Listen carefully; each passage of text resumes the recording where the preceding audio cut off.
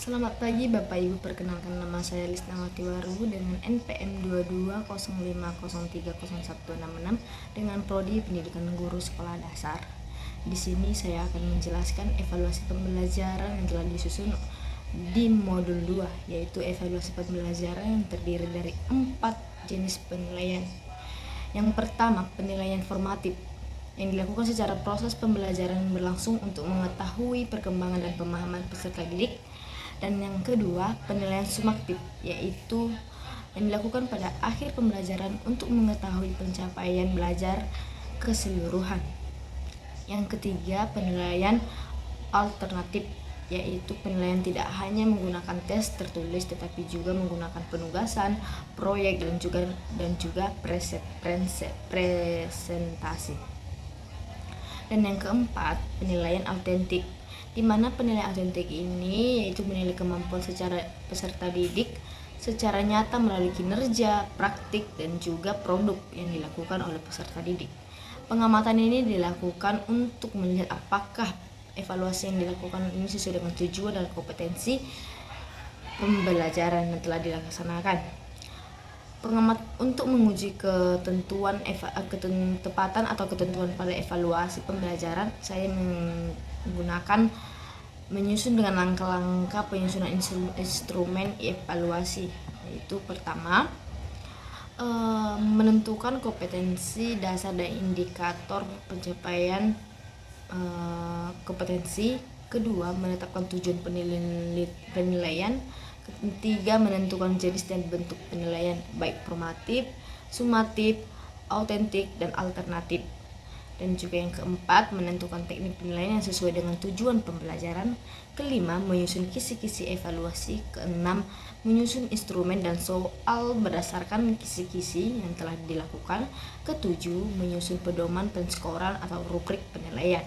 Langkah-langkah ini dilakukan agar instrumen yang digunakan valid dan juga sistematis sesuai pada alurnya. Kisi-kisi evaluasi beberapa komponen, yaitu kompetensi dasar, indikator pencapaian kompetensi, materi pembelajaran, bentuk dan jumlah soal, serta level kognitif peserta didik. Dengan adanya kisi-kisi evaluasi, soal ataupun instrumen yang dibuat dipastikan sesuai dengan indikator dan pencapaian pembelajaran.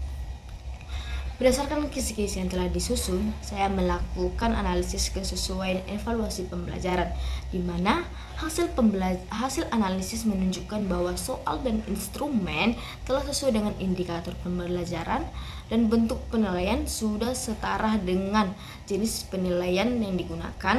Dan yang ketiga, teknik penilaian mendukung pencapaian tujuan pembelajaran. Namun demikian, masih terdapat beberapa aspek yang ditingkatkan seperti variasi bentuk penilaian agar lebih mengkomodasikan ataupun bervariasi dalam kemampuan peserta didik secara menyeluruh. Selanjutnya, saya melakukan analisis dan juga evaluasi pembelajaran. Analisis data dilakukan dengan cara menghitung tingkat ketuntasan belajar peserta didik. Kedua, menentukan nilai rata-rata hasil belajar peserta didik. Ketiga, mengidentifikasikan indikator yang telah tercapai dan yang juga yang belum tercapai. Hasil analisis data ini digunakan sebagai dasar untuk menentukan tindak lanjut pembelajaran, seperti pembelajaran remedial bagi peserta didik yang tidak tuntas dan juga pengayaan bagi siswa atau peserta didik yang sudah tuntas. Sebagai kesimpulannya, bahwasanya evaluasi pembelajaran harus disusun secara sistematis dan juga memiliki kisi-kisi yang sesuai dengan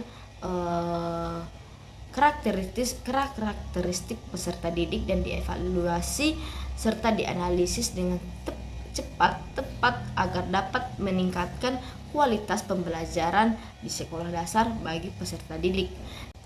Demikian pemaparan saya tentang analisis evaluasi pembelajaran pada modul 1. Banyak salah dan kata yang saya ucapkan, terima kasih. Mohon dimaafkan.